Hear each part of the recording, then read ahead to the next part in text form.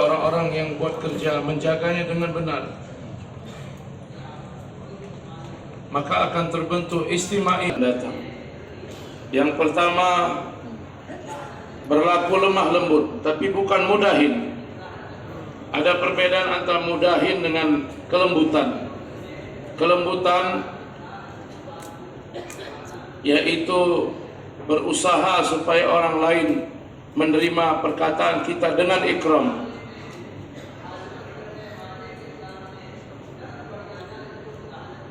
Tetapi kalau untuk perkara yang hak, kita menjadi lembut,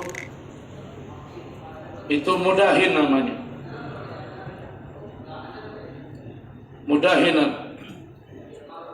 Kita menjadi lembut atas perkara yang hak.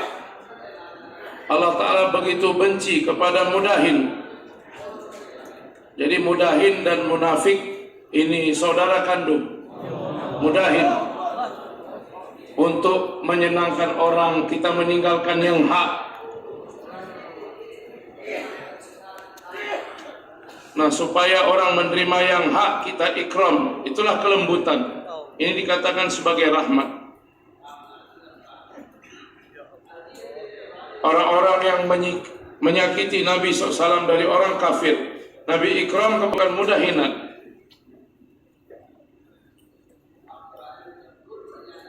Yaitu kita menjadi lemah, lembek untuk menyampaikan yang hak.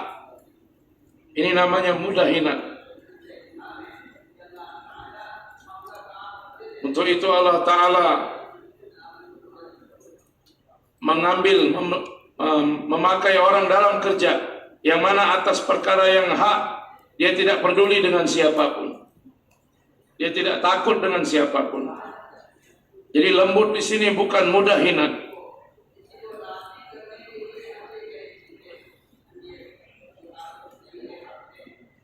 Jadi untuk meridhokan orang lain, supaya orang senang, maka meninggalkan kerja.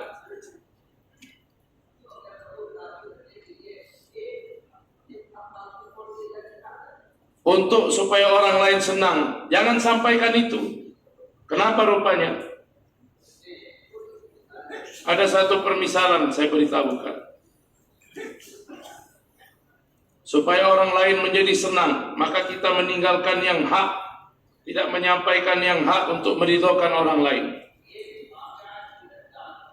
Dan satu kisah daripada sirah dan dari Malfuzat Maulana Yusuf rahmatullah alaih. Nabi SAW, Nabi ketika bertawaf setiap keliling, maka Nabi mencium Hajar Aswad. Orang musyrikin mengatakan, kami tidak akan membiarkan kamu untuk mencium Hajar Aswad. Ada syarat. Ketika kamu bertawaf melewati patung kami, maka sedikit tundukkanlah kepala kamu. Na'udzubillah summa na'udzubillah. Anbiya alaihimussalatu wassalam, mereka maksum daripada dosa.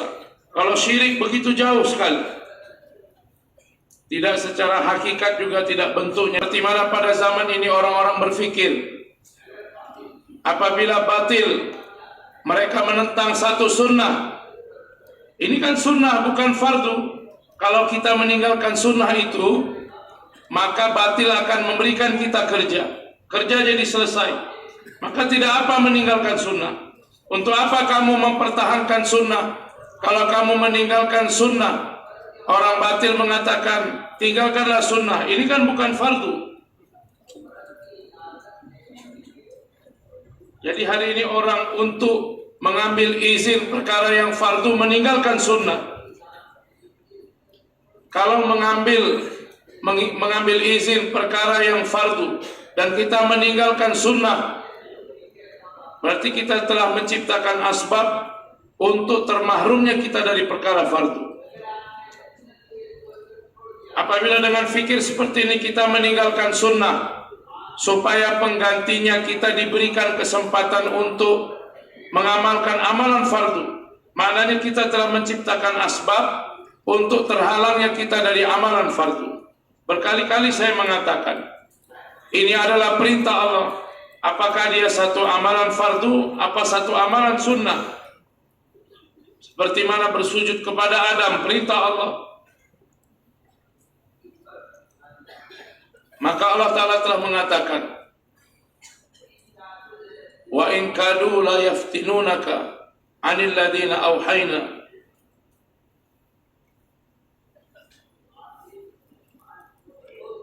Batil siap menjadikan orang-orang Islam menjadi teman apabila orang Islam siap meninggalkan sedikit perkara dalam agama, meninggalkan sedikit amal dalam agama, maka batil siap menjadi teman kepada orang-orang Islam. Saya ataupun bapak-bapak semua, hanyalah karena anugerah dari Allah Ta'ala kita tetap dalam iman. Kalau tidak, kafir berada dalam harapan dan orang beriman dalam keadaan bahaya. Kafir dalam harapan, kapan mereka akan mengucapkan kalimat sehingga semua kesalahan akan disucikan dan menjadi orang Islam yang baik. Kafir berada dalam harapan, tapi orang Islam dalam keadaan bahaya. Kapan kakinya akan tergelincir sehingga seluruh amalnya akan terhapus. Maka saya mengatakan, Allah Ta'ala telah mengatakan, walaula an sabbatnaka, seandainya kami memberikan 2 azab kepada kamu di dunia. Satu malfuzat saya beritahu, Maulana Yusuf telah mengatakan,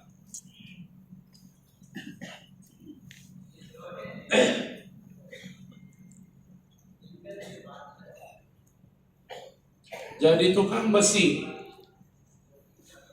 meminta kepada raja hutan 1 jengkal kayu 6 inci, karena tukang besi hanya ada besi saja. Maka raja mengatakan, tidak ada masalah, begitu banyak kayu di hutan saya, di mana-mana semua kayu-kayu. Bersama tukang besi tidak ada kayu, maka kalau minta 1 jengkal saja tidak ada masalah. Maka menteri telah berdiri mengatakan pada raja-raja, tidak, 1 jengkal pun kita tidak akan berikan kepada tukang besi. Raja mengatakan, apa masalahnya kalau kita berikan 1 jengkal kayu kepadanya, potongan kayu? Bersama kita tidak ada besi, bersama dia tidak ada kayu. Kita mendapatkan besi, dia mendapatkan kayu. Potong semua pohon-pohon. Menteri telah memberikan nasihat kepada raja. Raja tidak mau mendengarkannya. Maka dia telah membuat kampa gergaji. Kemudian seluruh hutan kayu-kayu telah ditebang semuanya. Jadi bayan daripada Hazrat, saya beritahukan, apabila sedikit saja bahagian agama untuk menyenangkan orang batil, kamu meninggalkan sebagian agama, berarti kamu telah menghancurkan keseluruhan agama.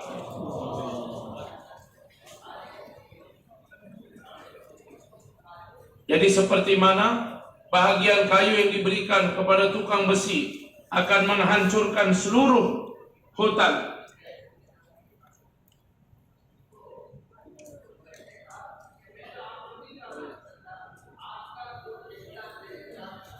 Kayu bertanya, bagaimana kamu tanpa kasihan telah memotong semua kayu-kayu? Besi mengatakan, bukan salah saya, karena kamu telah menemani saya untuk memotong kawan-kawan kamu. Jadi kerugian yang didapat orang-orang Islam bukan dari Nasrani, bukan dari Yahudi, bukan dari orang-orang di luar Islam, tapi kerugian yang didapat orang Islam dihasilkan dari orang Islam sendiri.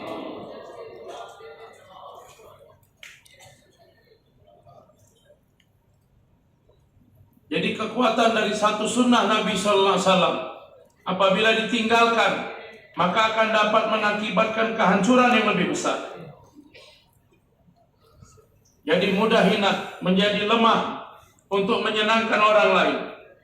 apabila kamu memberikan kemudahan-kemudahan di dalam agama dan kami dapat mengamalkan amalan fardu. Apa masalah kalau kami meninggalkan sedikit amalan dalam agama? Dalam bayan Hazrat, karena sejengkal kayu maka telah, karena besi hanya akan dapat memotong apabila ada bahagian kayu yang bersamanya. Apabila orang-orang Islam tidak memberikan bantuan kepada batil, maka Islam akan terjaga. Tetapi apabila orang-orang Islam bersatu di dalam untuk menghancurkan Islam sendiri, jadi bukan mudahina tapi nermi, kelembutan. Kemudian yang kedua, Nabi SAW atas kesalahan sahabat dan atas ketidaktertiban mereka, maka Nabi SAW memaafkan mereka. Berapa banyak kesalahan-kesalahan yang dibuat, bahkan kesalahan-kesalahan yang besar telah dibuat. Di dalam sirah didapat, tetapi datang perintah dari Allah, fa'fu anhum, fa'fu anhum. Maafkan, maafkan, maafkan. Nabi telah dikeluarkan dari Fatah Mekah. Apabila mereka memata-matai kamu, bahkan membocorkan rahasia kamu, maka hendaklah atas sahabat tersebut. Tetapi Nabi melihat dia adalah ahli Badar, maka Nabi pun memaafkannya. Karena itu adalah sahabat yang memberikan pengorbanan. Dia berbuat kesalahan, maka jangan kamu memberikan hukuman kepadanya. Tapi Nabi telah memaafkannya. Jadi di dalam sirah begitu banyak keadaan-keadaan Nabi memaafkan umat, tidak mengambil balas dendam. Ini beberapa asbab untuk wujudnya istimaiyah. Kemudian perintah berikutnya, hendaklah kamu memohonkan ampun untuk amla kamu.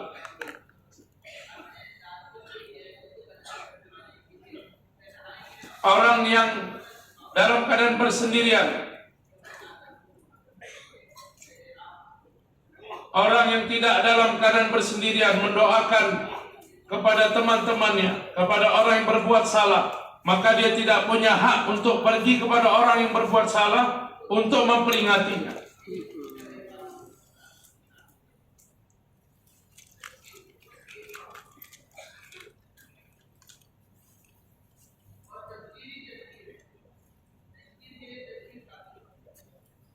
Tadi untuk tangkir, hendaknya kita tazkir, memberikan peringatan.